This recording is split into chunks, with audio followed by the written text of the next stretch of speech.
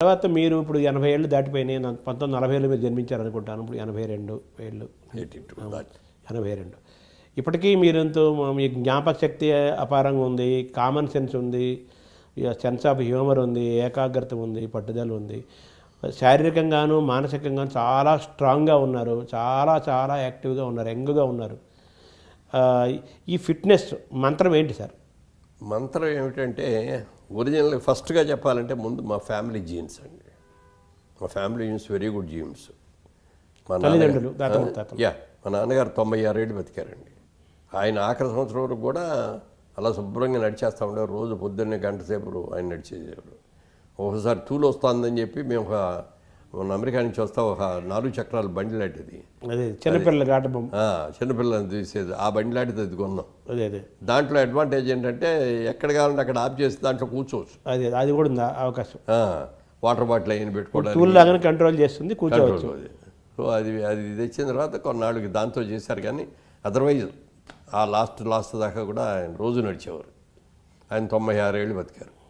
ఇక మా అమ్మగారు రోజు బయటికి వెళ్ళి వాకింగ్కి వెళ్ళేవారు కదా, కానీ ఆ ఇంట్లో పెద్ద కారిడార్ ఉండేది. ఈ కారిడార్లో ఇటు ఆవిడ గంట సేపు నడిచేవారు. సో ఆవిడకు దాదాపు 100 ఏళ్ళు జీవించారు. 100 ఏళ్ళు 101వ సంవత్సరం రాబోతుండగా పోయారు. ఒక నెల రోజుల్లో 101వ సంవత్సరం వస్తుంది అనుకున్న టైంలో శత జయంతి చేసుకుంది.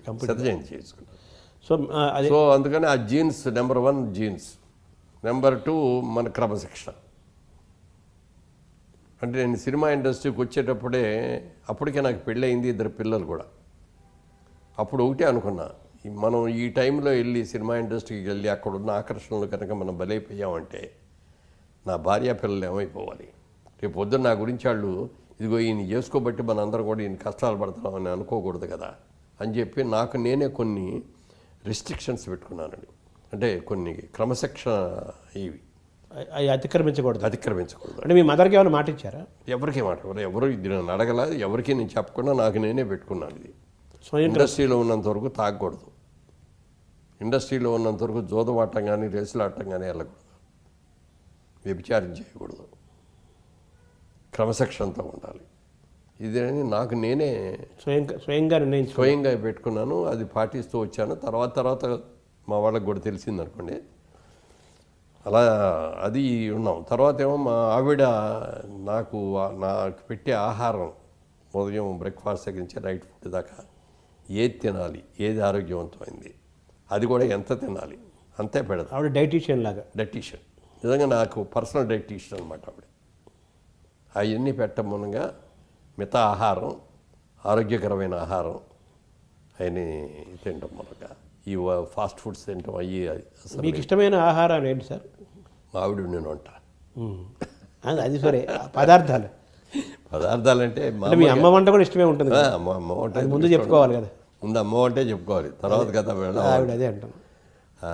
అంటే మా ఇంట్లో అక్కడ మా అమ్మ వంటలో కానీ ఇక్కడ మా ఆవిడ వంటలో కానీ ప్రతిరోజు ఆకుకూర అనేది కంపల్సరీ అండి. పప్పును ఆకుకూర, పప్పు చుక్కూరు, పప్పు తోటకూర, ఆకుకూర కంపల్సరీ. ఫస్ట్ ఆకుకూరతోనే స్టార్ట్ చేస్తాం. మీ ఆరోగ్య రహస్యంలో అది కూడా ఒకటి ఉంది, ఆకుకూర. ఆకుకూరలు పప్పు మామిడికాయో, పప్పు దోసకాయో, ఎట్లా ఏదో ఒకటి. పప్పుకూర మాత్రం ముందు పప్పుకూర ఒకటి ఉంటుంది కంపల్సరీగా. తర్వాత బోరు కొట్టలేదు, అది బోరు కొట్టలేదా రోజు ఆకుకూర ఏదో ఆకుకూర ఏంటని? లేదు, అసలు బోర్ అనిపించలేదు అంటే. అవే అసలు బాగా ఎంజాయ్ చేస్తుంది ఏంటని ఆకుకూరలు. అది గోంగూర అయినా, తోటకూర అయినా, పాలకూర అయినా, బచ్చల గోంగూర కానీ, పప్పు చుక్కూర కానీ రోజు పెట్టినా తింటా. రోజు అదే కూర పెట్టి, ఒకే కూర పెట్టి, అలాగే పప్పు మామిడికాయ రోజు పెట్టా తింటా. ఏది 320 రోజులు పెట్టా కూడా తింటా. అంటే మీ అమ్మ వంటలో నుంచి అది అలవాటు అయి ఉంటుంది. తర్వాత మీ ఆవిడ ద్వారా అది కంటిన్యూ అయింది. ఆ తర్వాత మీరు ఈ ఆహార నియమాలు మీ తల్లి దగ్గర నుంచి మీ ఆవిడ చేసే డైటీషియన్ లాగా ఆవిడ ఆలోచించి ఏది తింటే బాగుంటుంది, ఏది తినకూడదు, ఏది తినాలి, అదే మీరు స్వయంగా ఏమి నిర్ణయించుకోలేదా? లేదు, వాళ్ళు చెప్పినవి నాకు అంగీకారం అయింది. అయితే మేము కూడా, నేను నాన్ వెజిటేరియన్స్ అయినా కూడా ఎక్కువగా వెజిటేరియన్ లైక్ చేసేవాళ్ళం. మేము వీక్లీ వన్స్ ఆర్ ట్వైస్ మాత్రం నాన్ వెజిటేరియన్ ఫుడ్ ఫ్యామిలీ అంతా. సో మీరు ఫ్యామిలీ అంటే మిగిలిన తింటారు, అది పిల్లలు ఉంటారు. బట్ మాకు మాత్రం నేను వారానికి 2 రోజులు కానీ 1 రోజు కానీ. సో మీ ఫిట్నెస్లో మీ శారీరక వ్యాయామం యోగా అటువంటివి ఏమైనా చేస్తారు? అవన్నీ డెఫినెట్గా చేస్తానండి. అంటే వ్యాయామం చేసేవాడిని కాదు కానండి, యోగా చేసేవాడిని. మార్నింగ్ వాక్ మాత్రం కంపల్సరిగా ఎక్కడికి వెళ్ళినా కూడా వాకింగ్ అనేది కంపల్సరీగా మార్నింగ్ 1 అవర్. అంటే ఏ వయసు నుంచి చేస్తున్నారు, ఎన్నేళ్ళ నుంచి చేస్తున్నారు? అది నేను అంటే సినిమాల్లోకి రాకముందు నుంచి బెజవాళ్ళ బిజినెస్ పెట్టిన టైంకి దానికి కూడా ఏంటంటే ఫస్ట్ టైము నాకు పెళ్ళి అయిన తర్వాత పెళ్ళి అవ్వగానే ఇన్సూరెన్స్ చేయించారు. చేసాం, అయిపోయింది. తర్వాత 1 ఇయర్ తర్వాత అమ్మాయి ప్రెగ్నెంట్గా ఉంది, పిల్లలు పడుతున్నారు, ఇంకొంత అమౌంట్కి మళ్ళీ ఇన్సూరెన్స్ చేస్తే బెటర్ కదా. అప్పుడు లైఫ్ ఇన్సూరెన్స్లో మనకి అంతకంటే వేరే ఏమి లేదు, ఒకటే ఇన్సూరెన్స్. ఆ లైఫ్ ఇన్సూరెన్స్కి మళ్ళీ చేయించారు. ఎల్ఐసి మళ్ళీ చేసినప్పుడు సేమ్ అతనే చేశాడు ఏజెంటు.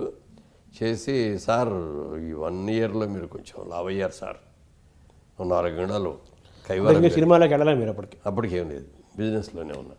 ఈ కైవారం కూడా పెరిగింది. మీరు ఇలా కనుక సంవత్సరానికి 4 కేజీల 10 కేజీలు పెరిగారు. అప్పుడు ఇంత పెరుగుతున్నారు, ఇంత పెరిగెడితే మాత్రం రాజుబోయే రోజు మీకు ప్రమాదం అవుద్దండి, కంట్రోల్ చేసుకోండి అని సలహా ఇచ్చాడు. ఆ సలహాని 100కి 100 పాటించాడు.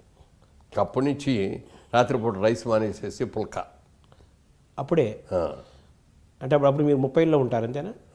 అంతే, 30లో కూడా 30లో కూడా లేనప్పుడు 20లో ఉంటారు. 25, 26, 5లో అప్పుడే రైస్ నుంచి పుల్కాకి షిఫ్ట్ అయ్యారు. పుల్కాకి షిఫ్ట్ అంటే ఈ కంట్రోల్ చేయాలి శరీరాన్ని. అవి కూడా ఎన్ని పడితే తినాం, 2 తినేవాడిని. అదే 2 పుల్కాలు విత్ కర్రీస్. సార్ మీ ఆరోగ్య రహస్యము, మీ ఫిట్నెస్, ఇంత యంగ్గా ఉంటారని దాని గురించి మాట్లాడుకుంటున్నాం మనం.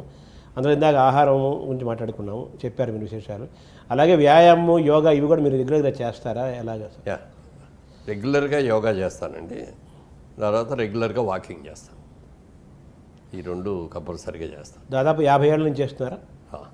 ఇప్పటికీ చేస్తున్నారా? అంటే సినిమాలకు వచ్చే ఇప్పుడు 50 ఏళ్ళు అయింది. నేను విజయవాడ బిజినెస్ చేసే రోజుల నుంచి చేస్తాను. 50 ఏళ్ళు దాటిపోయింది. 60 ఏళ్ళు దాటింది. ఇప్పటికీ చేస్తున్నారా? ఇప్పటికీ చేస్తాను. ఇప్పటికీ రోజు యోగా టీచర్ వస్తారండి, నేను 1 గంటన్నర సేపు చేయిస్తారు ఆయన. అంటే రోజు వస్తారు, ఆల్టర్నేట్ డే ఆయన చేస్తారు. ఆయన ప్రాణాయామం చేయిస్తారు. అన్నీ యోగా ఆసనాలు వేస్తారా? కొన్ని ఆసనాలు వేయండి అసలు.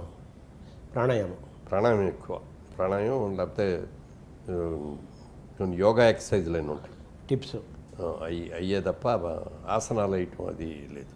అంటే ఓవరాల్గా మీరు మీ ఆ రోజు ఎలా ప్రారంభమవుతుందంటే 1 గంట సేపు దేవుడి పూజ, దైవభక్తి పూజ, ఆధ్యాత్మికంగా రోజు ప్రారంభమవుతుంది. 1 గంట దేవుడికి కేటాయిస్తాం. ముందు శారీరకంగా కేటాయిస్తాం దేవుడికి. తర్వాత కాదు ముందు శారీరక వాకింగ్కి వెళ్ళి ఫస్ట్ గంట వాకింగ్ అయిన తర్వాత కాఫీ తాగి ఆ న్యూస్ చూసి స్నానం చేసిన తర్వాత అప్పుడు పూజకి వస్తారు.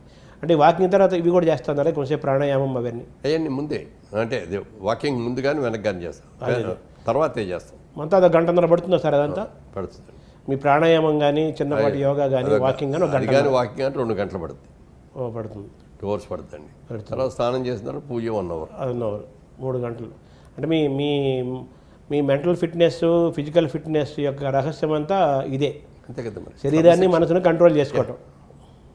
సార్ తర్వాత మీకు ఇష్టమైన వాటిలో దైవం ఉంది, అలాగే మీకు సినిమా కూడా మీ జీవితంలో పెద్ద భాగం కదా దాన్ని?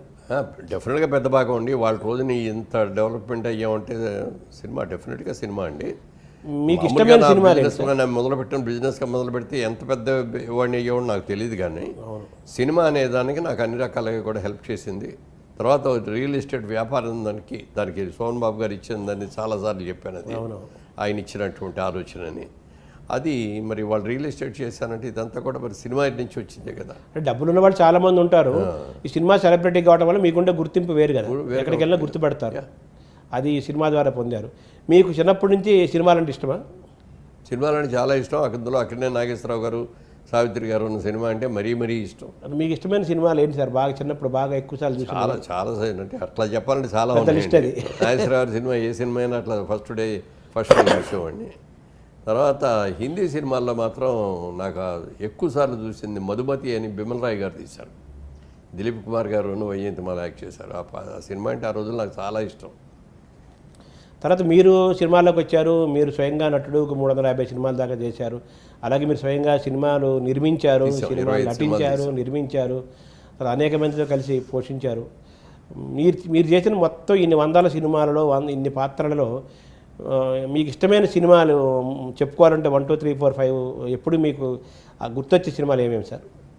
దానికి నేను ఒకటే చెప్తాను, నీకు 2 కళ్ళు ఉన్నాయి, ఇందులో ఏ కన్ను అంటే ఇష్టం అని అడిగితే ఏం చెప్తామండి? 2 కళ్ళు ఇష్టమే. అలాగే నేను సినిమాలో నేను ఏ పాత్ర ఇచ్చినా అసమర్థతగా ఈ చేయలేకపోయాడు అందుకంటే సినిమా ఫెయిల్ అయిందనే మాట రాకుండా నా సాయశక్తిలో ఇది చేశాను. కొన్ని సక్సెస్ అవుతాయి, కొన్ని ఫెయిల్ అవుతాయి, మన చేతిలో ఏమి లేదు. అది వేరు. మన కృషి మనం చేయాలి, ఫలితం ప్రేక్షకులకి అప్పచెప్పాలి. అంటే పాత్ర పరంగా ఇది నేను చాలా తృప్తినిచ్చింది, చాలా గర్వంగా చెప్పుకోగలుగుతాను అనే పాత్రలు మీకు కొన్ని అంటే బయట సినిమాల్లో వచ్చినట్లోనేమో దాసర్ గారి సినిమాల్లో చాలా క్యారెక్టర్స్ వచ్చాయండి అట్లాంటివి. అలాగే క్రాంతి కుమార్ గారు తీసిన సినిమాలో, విజయబాబురెడ్డి గారు తీసిన సినిమాల్లో క్యారెక్టర్లు చాలా మంచి మంచి క్యారెక్టర్స్ చేశాను. అలాగే మా ఓన్ ప్రొడక్షన్ పెట్టుకొని మేము చేసిన తర్వాత మొట్టమొదటి సినిమా వారాల అబ్బాయి. ఆ వారాల అబ్బాయి అప్పటికి నాకు అది 100 చిత్రం. అది చాలా సాటిస్ఫాక్షన్ ఇచ్చింది, బాగా కమర్షియల్ పెద్ద హిట్ అయింది. దాని తర్వాత అంత పెద్ద హిట్ ఇది అయింది పోతండి తిరుపతికి నంది అవార్డు కూడా వచ్చింది కదా మీకు? సినిమాకి నంది బెస్ట్ పిక్చర్ అవార్డు వచ్చింది, నాకు బెస్ట్ యాక్టర్ అవార్డు వచ్చింది, 2 వచ్చింది. అంటే మీరు సినిమాలు మీరు కొంచెం ఆలస్యంగా, కొంచెం మిగతా వాళ్ళతో పోల్చుకుంటే 30 34 లేట్ ఎంట్రీ అండి. అందుకని మనం ఉండేది మహా ఉంటే 10 ఏళ్ళు ఉంటాం, 15 ఏళ్ళు ఉంటాం, అంతకంటే ఉండలేము. అందుకని ఈ 10-15 ఏళ్లలో మనం బాగా కష్టపడి పనిచేసి ఎక్కువ సినిమాల్లో చేయాలని ఎక్కువ చేశాను సినిమాలు బాగా. అంటే మీరు అనుకున్నారు, ఈ అవకాశాలు కూడా అలా వచ్చినాయి. అది కూడా ఉండదు కదా. అంటే వచ్చిన అవకాశాన్ని దేన్ని కూడా నో కాదు అని అనకుండా ఒకసారి అనేవ్వండి, చేయలేకపోతున్నానండి, డేట్లు లేవండి అంటే, మీరు ఎందుకు సార్ మీరు మాకు ఒక 4 రోజులు 5 రోజులు ఇవ్వండి, ముందు మెయిన్ షెడ్యూల్ చేసేసుకుంటాం, ఆ తర్వాత మీరు ఎప్పుడు గ్యాప్లు ఇస్తే అప్పుడు అలా చేసుకుంటామండి అనేవారు. ఆ రోజులు కూడా వచ్చేసాయి. ఆ రోజులు కూడా వచ్చి తర్వాత సెకండ్ షిఫ్ట్ చేసేవాడిని, రోజు 2 షిఫ్ట్స్ చేసేవాడిని. మార్నింగ్ షిఫ్ట్ రెగ్యులర్ సినిమాలు చేసేవాడిని అండి, నైట్ షిఫ్ట్ ఇట్లా ఆగిపోయిన సినిమాలు